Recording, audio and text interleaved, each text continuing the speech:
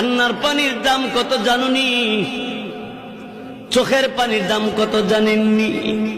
কঠিন কিয়ামতের ময়দানে আল্লাহ নবী জাহান্নামের পারে দাঁড়ায় দাঁড়ায় কাঁদবে আর বলবে, হে আল্লাহ, জাহান্নামের ভিতর আমার উম্মতেরা আছে, উদ্ধার কইরা দাও আল্লাহ, তাদেরকে মাফ কইরা দাও।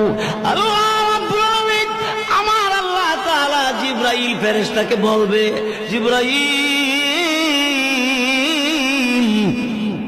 আমি আল্লাহর কুদরতি দরবারে পানির পাতিল আছে, পানির পাতিল নিয়ে যাও, আমার নবীর কাছে নিয়ে দিবা।